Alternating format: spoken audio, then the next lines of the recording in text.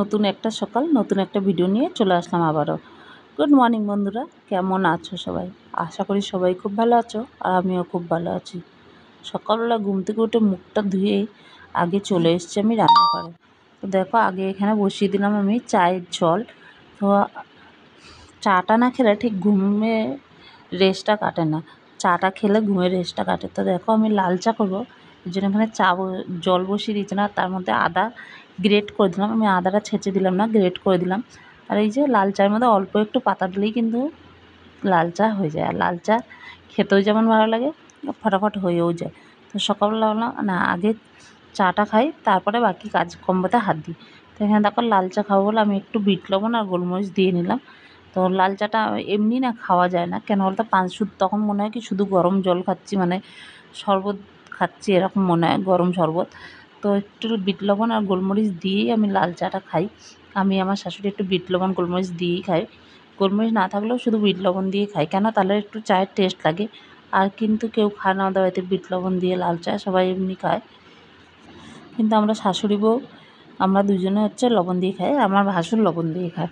যাই হোক, তারপরে দেখো এখানে বাসন কোসন নিয়ে বসে গেছি বাসন কোসন মাজতে। রাতে বাসন কোসনগুলো মেজে রাখলে অনেকটা সুবিধা হয়, কিন্তু ওই যে বলেছি যে রাত্রে আমাদের খাওয়া দাওয়া দেরি করে হয় না, রাত্রে আর তখন ইচ্ছা করে না যে এগুলো মেজে রাখি। আর রান্নাঘরে বাসন মাজতে, বেসিনের মতো বাসন মাজতে না আমার খুবই অসুবিধা হয়, কেন এই অল্প ছোটোখাটো বাসন থাকলে অত অসুবিধা হয় না, কিন্তু এই অনেক বাসন থাকলে না। আর আমাদের তো দেখো রোজ দিনই কত কত করে বাসন পড়ে, তাই এত এত করে বাসন না বেসিনের মধ্যে ধুতে অসুবিধা হয়। এই জন্য আমি রাত্রে বাসন ধুই না, সকালবেলায় ঘুম থেকে উঠেই বাসনটা ধুই। ওই জন্য আমি রাত্রে বাসনটাও ধুই না, রান্নাঘরটাও পরিষ্কার করে রাখি না। একবারে সকালবেলা বাসন টাসন বার করে রান্নাঘরটা পরিষ্কার করা হয়ে যায়। সেটা আমি বার করি বা আমার শাশুড়ি বার করি, যেই বার করুক সেই রান্নাঘরটা একবারে পরিষ্কার করে নেয়। কেন রাত্রে যদি রান্নাঘরটা পরিষ্কার করে রাখি, তাহলেও সেই আঁশলা টাশলা ঘুরতে থাকবে, আমাকে সকালবেলা উঠে মোছামুছি করতেই হবে। তো একবারে ওই জন্য সকালবেলা আর রাত্রে করে রাখলে, পরিষ্কার করে রাখলে আঁশলা টাশলাগুলোর উৎপাত কমই থাকে, হেঁটো বাসন কোসন কম না রাখলে। কিন্তু ওই যে বললাম না যে আমার দ্বারা হয় না রাত্রে করা, আর ওই কি বললাম না বেসিনের মধ্যে মাজতে কষ্ট হয়, আর এইদিকে রাত্রেবেলা বাইরে বেরিয়ে আবার বাসন মাজবো, এর জন্য আর মাজা হয় না। তো চলো, তোমাদের সঙ্গে কথা বলতে বলতে দেখো আমার এদিকে বাসনগুলো মেজে বাসনগুলো ধুয়েও নিলাম। চাটা খেয়ে বাসন মেজে বাসন ধুয়ে নিলাম। আর সত্যি কথা বলতে, চা না খাওয়া পর্যন্ত ঠিক কাজের এনার্জি আসে না। আর এখন আরও কী হয়েছে বলো তো, এখন বাবুর স্কুল ছুটি, আর তোমাদের দাদাও একটু দেরি করে অফিস যায়, কোনো দিন টিফিন নেয় কোনো দিন নেয় না। এখন যেন শরীরে আরও আলসি ধরে গেছে, আর এনার্জিটা কমে যাচ্ছে। কাজের চাপ থাকলে এনার্জি এমনিই বেড়ে যায়, কাজ না থাকলে না তখন এনার্জি এমনিতেই কমে যায়। আর কাজের চাপ থাকলে দেখবে এনার্জি কোথার থেকেই চলে আসে ঠিকই। তো যাই হোক, দেখো ঘুম থেকে উঠে সব কাজ করে ওগুলো করেই আমি চান করতে যাওয়ার আগে এখানে দেখো কাঁঠাল নিয়ে বসে গেছি। সকালবেলা ঘুম থেকে উঠে খাওয়ার চিন্তা, দেখতে পাচ্ছ? সকালে ঘুম থেকে উঠেই আগে খাই চিন্তা। সবারই একই অবস্থা না, সকালে ঘুম থেকে উঠে কী রান্না করবো, রাত্রে শুতে যাওয়া পর্যন্ত কী রান্না করবো। কাঁঠাল কাটতে বসে এত মাথা চুলকাচ্ছে আজকে, কী বলবো, প্রচণ্ড মাথা চুলকাচ্ছে। কেন যে মাথাটা আজকে এত চুলকাচ্ছিলো বুঝতে পারলাম না। এমন মাথা চুলকাচ্ছে মনে হচ্ছে না মাথার মধ্যে উকুন আছে, কিন্তু আমার মাথায় একটাও উকুন থাকে না। আমার মাথায় কোনো সময় উকুন থাকে না, যদিও আমি বাপের বাড়ি গেলে কোনো সময় উকুন ঢোকে। আমার মাথা এত গরম যে আমার মাথা থেকে উকুন বেরিয়ে যায়, আমার মাথায় উকুন থাকে না। তো যাই হোক, এমনিই মাথাটা চুলকাচ্ছিলো, খুশকি হয়েছে প্রচণ্ড মাথায়, এর জন্যই মনে হয় মাথাটা চুলকাচ্ছে। আর এখানে দেখো আমি দুটো কাঁঠাল কেটে নিলাম, একটা নিয়ে এসেছে আমার দেওর অফিসের একজনের বাড়ি থেকে, আর একটা দিয়েছিলো পাশের বাড়ির থেকে। তো কাঁঠালটা কাটা হয়ে গেছে, এখন হচ্ছে আমি কাঁঠালটা ভালো করে ধুয়ে নেবো। আমি খুব ছোটো ছোটো করেই কাঁঠালগুলো কেটেছি, দেখো আমি ছোটো ছোটো করেই কাঁঠালগুলো একটু কাটি, কেন বলো তো, তাহলে ভেতরে লবণ মশলাগুলো ভালো মতন ঢোকে। বেশি বড় বড় করে কাটলে না অত ভালো করে লবণ মশলা আমার মনে হয় যে ঢোকে না, এই জন্য আমি সবসময় একটু ছোটো ছোটো করে কাঁঠাল কাটি। কাঁঠাল টাঁঠাল কেটে এখন দেখো এই যে চিংড়ি মাছ, কালকে কাঁঠাল নিয়ে এসেছিলো আর চিংড়ি মাছ নিয়ে এসেছিলো। তো কালকে আমি আর চিংড়ি মাছটা পরিষ্কার করিনি, ওইভাবেই ফ্রিজে রেখে দিয়েছিলাম। এখন হচ্ছে দেখো পুরো বরফ জমে আছে, এখন হচ্ছে বরফটা ছাড়ালাম চিংড়ি মাছটা, বরফ ছাড়িয়ে এখন চিংড়ি মাছটা ভালো করে ধুয়ে নিলাম। ধুয়ে নিয়ে তারপরে দেখো এখন হচ্ছে আমি চিংড়ি মাছটা খোসা ছাড়িয়ে নেবো, পরিষ্কার করে নেবো। আর ভাবছিলাম যে চিংড়ি মাছটা খোসা ছাড়াতে মানে বটি লাগবে না, কিন্তু বটিটা আমার লাগবেই। কেন বলো তো, ওই যে মাঝখানে সুতোটা বার করার জন্য, চিংড়ি মাছের পিঠের মধ্যে যে সুতো থাকে, মানে যেটা নোংরা থাকে না চিংড়ি মাছের, ছোটো ছোটো চিংড়িতে কিন্তু বার করা যায় না, ছোটো চিংড়িতে কুচু চিংড়িতে অত দরকার পড়ে না, কিন্তু যেগুলো একটু বড় চিংড়ি হয় না সেগুলোর ভিতরে কিন্তু এই যে নোংরাগুলো থাকে দেখো, তো ওগুলো বার করে দিতে হয়। সুতোর মতন একটা ওদের পিঠে থাকে, তো ওটা বার করে দিতে হয়। তার জন্য আমার বটিটা নিতেই লাগলো। তো ভাবছিলাম যে বটিটা লাগবে না, আর এই যে চিংড়ি মাছের খোসা টোসা দেখছো, এগুলো কিচ্ছু কিন্তু ফেলা যাবে না, সবই রান্না করব, কোনো কিছুই ফেলবো না। আমার মা যখন রান্না করতো চিংড়ি মাছের খোসা টোসা, আমার মা কোনো দিনই চিংড়ি মাছের খোসা ফেলতো না। চিংড়ি মাছের খোসা সে যত ছোটো চিংড়ি হোক আর বড়ো চিংড়ি হোক, একমাত্র শুধু গলদা চিংড়ির খোসাটা খাওয়া যায় না, কেন অনেকটা মোটা থাকে তো এর জন্য। আমার মা তাছাড়া এই যে এরকম ছোটো ছোটো চিংড়ি, এর থেকে ছোটো চিংড়ি বলো, আমার মা কোনো দিনই খোসা ফেলতো না। তো মার কাছ থেকে চিংড়ির খোসা দিয়ে অনেক কিছু রান্না শিখেছি, যদি আমাদের এই বাড়িতে অত খায় না, তাও অনেক কিছু কিন্তু মায়ের থেকে শিখেছি চিংড়ির খোসা দিয়ে। এখন বন্ধুরা চান টান করে রেডি হয়ে গেছে, এখন যাবো হচ্ছে ভোট দিতে। তো একবারে স্নান টান করে সাইকেল করে নিচে নামছি, আগে ভোটটা দিয়ে আসি, তারপরে হচ্ছে রান্নাবাড়ি করবো। সকাল সকাল গেলে তাড়াতাড়ি হবে, নাহলে পরে গেলে অনেক ভিড়ে মানে লাইন পড়ে যাবে, ভিড় হয়ে যাবে। তো ওই জন্য ভাবলাম আগে সকাল সকাল ভোটটা দিয়ে আসি। আমরা ভোট দিয়ে চলে আসলাম, সবার ভোট হয়ে গেছে, এই যে ভোট দিয়ে চলে এসেছি আমরা। তো ভোট হয়ে গেছে, এখন হচ্ছে রান্নাবান্না বসাবো, এখন বাজে 10টা বাজতে 10। তো রান্না টান্না বসাবো। আর এইখানে দেখো সোনাকে পান্তা ভাত দিয়েছি, ও দই দিয়ে পান্তা ভাত খাচ্ছে, টক দই দিয়ে পান্তা ভাত মেখে দিচ্ছি, খাচ্ছে। এমনি পেটটা খারাপ ছিল, ফার্স্ট টাইম খাচ্ছে টক দই দিয়ে পান্তা ভাত। কেমন লাগছে, ভালো লাগছে কি?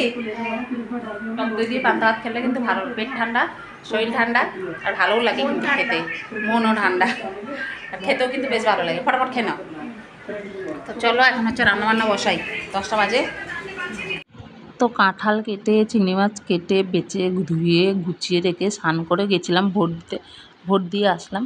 এসে এখন আবার এই যে চা খেলাম, চা খেয়ে তারপরে এই যে দেখো এখন এই যে চিংড়ির খোসাগুলো ভেজে নিচ্ছি। বললাম না কোনো কিছুই ফেলা যাবে না, সব কিছুই ব্যবহার করা যাবে, কোনো কিছু ফেলবো না। তো এই যে চিংড়ির খোসাটা ওখানে দেখলে ভেজে নিয়েছি, আর ওই কড়াইয়ের মধ্যে আর একটু তেল দিয়ে চিংড়ি মাছটা এখন ভেজে নেবো। চিংড়ি মাছটা আমি খুব বেশি ভাজবো না, চিংড়ি মাছ খুব বেশি ভাজলে না কী হয় বলো তো, একটা চামড়া চামড়া মতন হয়ে যায়, চিবাতে অসুবিধা হয়, ওই একটা রাবার রাবার টাইপের হয়ে যায় চিংড়ি মাছ ভাজলে বেশি। তো এই জন্য আমি খুব বেশি ভাজলাম না। চিংড়ি মাছ যত বাসি হয় না তত খেতে টেস্ট হয়। আমার মা বলতো যে চিংড়ি মাছ যত বাসি হবে তত খেতে টেস্ট হবে, 2 দিন 3 দিনের চিংড়ি মাছ থাকলে সেই চিংড়ির টেস্টটা বেশি হয়। আর করবো হচ্ছে আমি কাঁঠাল চিংড়ি। তো আজকে হচ্ছে একদম শর্টকাট করে আমি কাঁঠালটা রান্না করছি। শর্টকাট করে রান্না করছি বলতে কী বলতো, অন্যদিন তো কাঁঠালটা আগে ভেজে নিই, আলাদা করে আলুটা ভেজে নিই, তারপরে তরকারিটা বসে। আজকে একদম শর্টকাট করলাম, চিংড়ি মাছটা ভেজে তুলে ওই কড়াইতে তেল দিয়ে জিরে ফোড়ন দিয়ে কাঁঠালটা ভাজা বসিয়ে দিলাম। আর ওইদিকে কাঁঠালটা বসিয়ে দিয়েছি তরকারিটা। আর এদিকে তোমাদের দাদা বললো একটু ট্যাঙ্ক বানিয়ে দাও, গরমে থাকতে পারছে না। তো এই যে তোমার দাদাকে একটু ট্যাঙ্ক বানিয়ে দিলাম। এদিকে কাঁঠালটা আমি ভালো করে একবারে বসিয়ে দিয়েছি, মানে একবারে কড়াইতে জিরে ফোড়ন দিয়ে ভালো করে ভেজে নিই, তার উপরে মশলা টশলা দিয়ে ভালো করে কষিয়ে টষিয়ে নিয়েছি। তো এখন মোটামুটি কাঁঠালটা হয়ে এসেছে, তখন চিংড়ি মাছটা দিলাম, দিয়ে এখন ভালো করে ফুটিয়ে নিলাম আরও। আর এই যে দেখছো একদম মাখামাখি হয়ে গেছে, কাঁঠালটা কিন্তু একদম আমার রেডি। তো দেখো এখন বাজে হলো 1:35। আর আমি খাওয়া দাওয়া করে বাবুকে তোমাদের দাদাকে খাবার দিয়ে আসলাম। আর এই যে কালকে কিছু বাসি ভাত ছিল, বাসি ভাতটা মুরগিকে দেবো। নিচে থেকে উঠতে উঠতে পায়ে ব্যথা হয়ে গেলো সিঁড়িতে। আজকে আর লঙ্কার আচারটা রোদ্রুতে হয়নি, ভুলে গেছি। লঙ্কার আচারটা তো না একটু তেল দিতে হবে, লঙ্কার আচারটা দেখাও হয়নি, লবণ তারপর টক ঠিক মতন হয়েছে কিনা ওটা দেখতে হবে। আমাদের একটু তেল দেবো, রোজই ভুলে যাই। ভাবি যে নিচে নিয়ে যাবো, নিচে নিয়ে গেলে তেল দেওয়ার কথা মনে থাকবে, নিচে নিয়ে যেতেও মনে থাকে না। তো নিচ থেকে আমি উপরে উঠতে হাঁপিয়ে গেলাম। চলো মুরগিকে ভাতগুলো দিয়ে দিই। সকাল সকাল ভোটটা দিয়ে এসে একটা ঝামেলা মিটে গেছে, যে সকাল সকাল ভোটটা দিয়ে চলে এসেছি।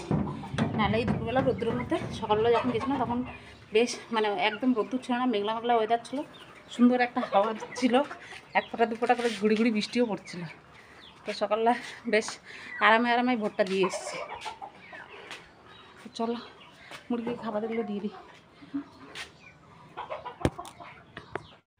তো এই যে দেখো ওই ঘরে একটা মুরগি ডিম দিয়েছে, কিন্তু কোন মুরগিটা ডিম দিয়েছে সেটা বুঝতে পারছি না, যে জিএসটি মুরগিটা ডিম দিয়েছে নাকি দেশি মুরগিটা ডিম দিয়েছে। কালো কালো লাগছে ভিডিওটা না এখন পরিষ্কার। তো জিএসটি মুরগিটা ডিম দিয়েছে না দেশি মুরগিটা ডিম দিয়েছে বুঝতে পারছি না। যতদূর সম্ভব এটা দেশি মুরগির ডিম, কেন জিএসটি মুরগির ডিমটা না একটু কেমন দাগ দাগ থাকে, তখন দেশি মুরগিটাই ডিমটা দিয়েছে। জায়গায় একটা ডিম দিয়েছে, রেখে দিই। ওই ঘরে 5টা মুরগি আছে, 5টা মুরগি যদি একসঙ্গে ডিম দেয় তাহলে আমাকে আর ডিম কিনে খেতে হবে না। ওই মুরগিগুলো এখনও ডিম দেওয়ার মতন হয়নি, আরও 1-1.5 মাস লাগবে ওগুলো ডিম দিতে। ওই মুরগিগুলো ডিম দেওয়া শুরু করলে আর আমার ঘরে ডিম কিনতে লাগবে না। তো এখন একটা মুরগি ডিম দিচ্ছে, তো ওই মুরগিটা কখনো 4টে দেয়, কখনো 5টা দেয়, কখনো আবার 7টা 8টা দেয়, এরকম করে ডিম দেয়। তো চলো খাওয়া দাওয়া কমপ্লিট, কাজকর্ম কমপ্লিট, সব কমপ্লিট। তো চলো আজকের মতন ভিডিওটা শেষ করলাম এই পর্যন্ত। দেখা হবে আবার নতুন একটা ভিডিও নিয়ে। সবাই ভালো থেকো, সুস্থ থেকো, আমার পাশে থেকো। টাটা।